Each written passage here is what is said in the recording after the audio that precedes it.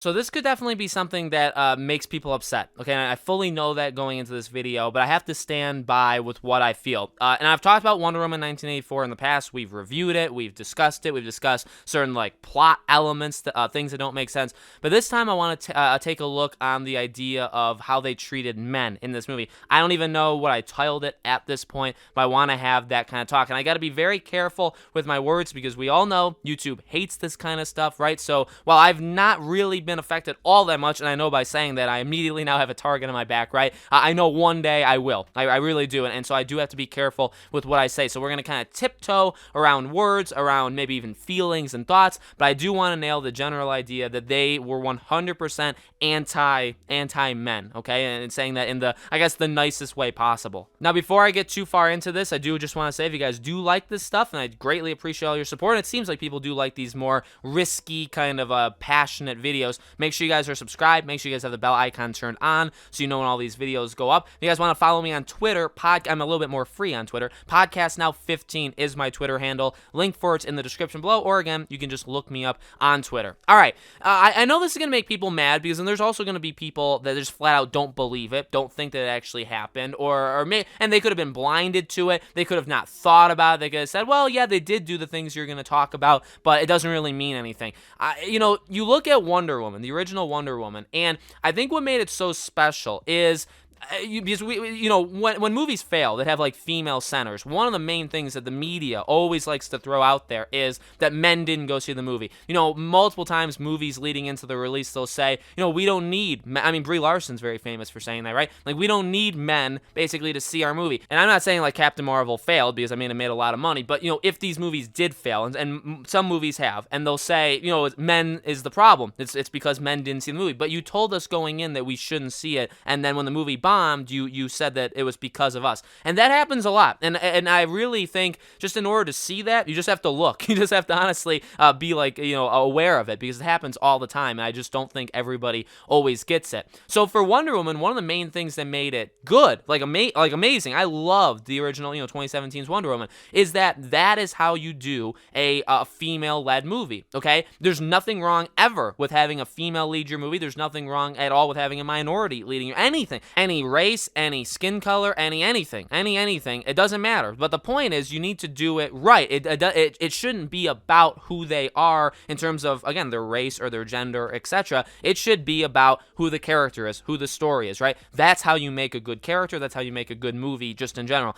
Game, TV show, same exact thing, right? It doesn't matter who they are. You don't go to see the movie because it's a girl. You go see the movie because it's and not even like a strong girl just for being a strong girl. It's for what they do, okay? So Wonder Woman pulled it off. I mean, not only was Gal Gadot obviously incredible, and they made her a strong female character, not just because Wonder Woman is, like, just by nature incredibly strong, but they developed her character. But not just that, they didn't really attack men. And I get that this is a little bit more of like a niche thing, right? Because not every movie does this. Not every movie like makes it very clear they don't like men. And by the way, some movies do a much worse job at others. Some movies do make it a very clear point of being like every single man in this movie is bad, or the men are always the enemies, and some make it a little more cryptic, where maybe they do a couple little things where it's like, yeah, they're kind of hinting that, like, the women are obviously in charge and the men aren't, okay? It depends on the movie, so I'm not singling certain movies out, but Wonder Woman 1984, jumping to the movie that we're talking about here, the movie I just don't think could be more clear in its message, okay? Now, again, I mean, you could disagree all you want. I just truly don't see how the message wasn't that men were bad, because here's what we got. Maxwell Lord. Now, I'm not going to say much about who they were trying to make him be, because we already know, right? You can look online. That's one thing right there. So they're saying, okay, we literally, now he is a character. He's a fictional character that already existed, and they had several of those traits in the movie, okay? I'm not saying they completely went off script, but Patty Jenkins herself did say a lot of the inspiration for the character was who, okay? And if you don't know, obviously just go look it up, and it's very, very easy to find, and you could probably guess who they were kind of like making fun of. So that's the first thing. The second thing is every single man in this movie, besides, I guess, Steve Trevor and the guy he was like inhabiting his body of, was pretty bad. And bigger than that is that women, again, were always seen as this powerful force, even when they were bad. Like, Diana was not the most, I mean, Gal Gadot did amazing, and Wonder Woman was amazing, but, you know, she wasn't the most likable character in the world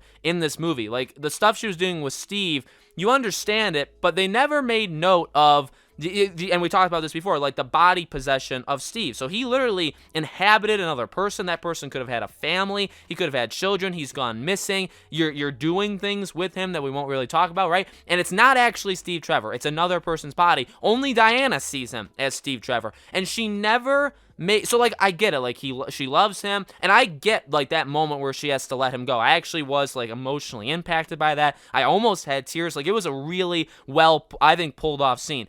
But the idea that it never came up to her one time to think about what does it mean for the guy that he's just walking around as kind of shows that, like, she's not actually the greatest person in this movie at all. And I know even Angry Joe kind of brought some of this stuff up. Like, Barbara with Maxwell, like, yeah, we kind of know he's a villain, but he's not really that much of a villain. Like, the stone, like, wants people to wish upon it, so it is kind of, like, driving him to do it. Yeah, he's doing bad stuff. Yeah, he basically ruined the world, but he's not pure, like, always evil. When he was basically, like, hitting on her and, like, having fun with her, you know, we didn't really know that he had malicious, you know, like, obviously we knew as movie watchers because we kind of could see it, but, like, the characters in the moment couldn't see it. So Diana was pretty darn rude about the whole situation, but again, she's a girl, so it's okay. Barbara, literally the whole point about Barbara is she gets her powers, but she loses her humanity, and it seemingly is fine. You know what I mean? Like, they still can't do any wrong. Whereas the guys of this movie, again, every single guy, I mean, she gets hit on by the guy, like the same guy twice, where it's like, oh, okay, obviously it couldn't be a guy who doesn't do that. It has to be a guy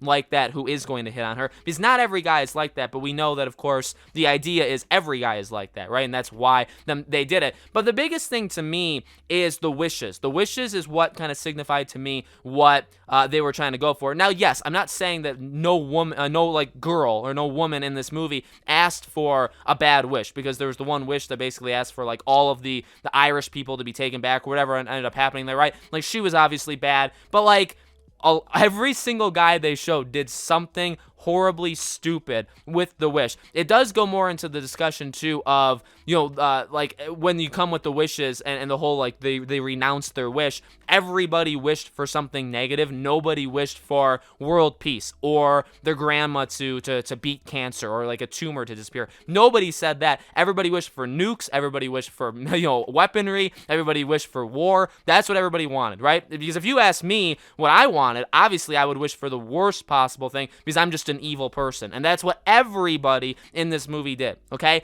so it just becomes kind of annoying where you see, and because again, like, Maxwell Lord, he's a big, like, enabler, like, he's a starting point of where the movie's going, where, like, he's bad. We know why he's bad, right? Because he's, like, a con man, or, like, a businessman that doesn't actually know what he's doing. Again, does it sound familiar? You know, we're really gonna push it at you guys. If you guys don't know, you must be really stupid, and so on. And again, the funny thing is always that it's the men's fault too. Like, if the movie does bad, not necessarily this movie, but just funny in general, that it's always men. And I don't know. I mean, I think was a very clear, like, what they were going for. Like, men just wishing for nukes, men wishing for weaponry, men wishing for, you know, one territory or one region of the world to be, you know, blocked off by the other. It was pretty sad. It was pretty sad. And then again, they just walked all over. I can't really shake that about the whole Steve Trevor, you know, possessing that guy's body, because, you know, by the way, and this does go into the more, like, media and outside the movie itself, but you know, if it was reversed and it was a girl who took over another girl's body and like, you know, like, took over her life, you know that would be an issue. And if a guy did things with that girl, you know that would be an issue, because it was the guy who did it. But because it's Gal Gadot, because it's Wonder Woman, and not even just because it's a female, it's completely okay. In fact, we're not even going to think about it. Now, we've thought about it. It's made its way online. Everybody's talking about it, and some people, I think, are a little bit more put off by it. Some people are a little bit more, like, uncomfortable with it than others, but it happened. Like, no matter what, it happened. It wasn't exactly right. Like, yeah, he was probably one of the better parts of the movie. Their relationship was one of the better parts of the movie. Like, I see why they did it,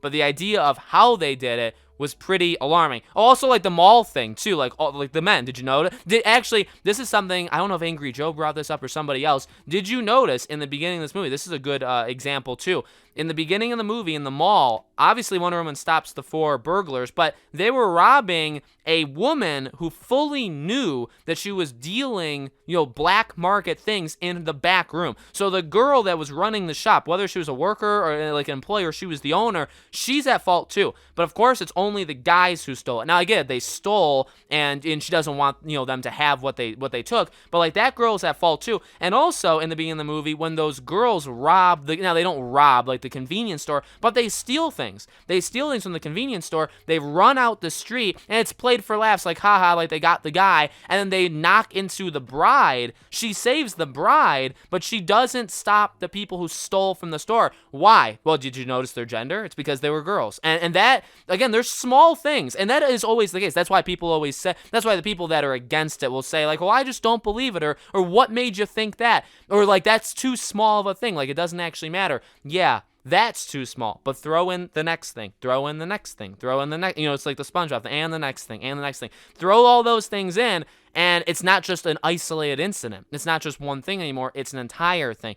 I think people are tired about it. There's a guy, there's a person that comments on these videos. Brad, I think is his first name. A great guy. Hopefully he's watching this video. And he even said like he's tired of. I hope he's okay with me saying this out loud. But he even said like he wanted me to talk about this because he's tired of just a bunch of movies always painting men to be bad. And that is true. We're definitely, there's no secret. In the last 5, 6, 7 years, it's become way more popular every year to paint the males as the bad guys, not because they're bad, but just because they're males, right? That males by nature are bad and girls by nature are good. And that's just something you got to be careful of, because again, like there were girls in this movie that did some pretty terrible things, some worse than some of the guys in this movie, but they're the females, so obviously they can't do any wrong, right? And that's something that's very dangerous, right? Because you want people to feel empowered. Like her flying touched me. Like I have a daughter, she's almost 7 years old. Like she was watching it on and off. She can't really pay attention to a 10-hour movie that this movie was,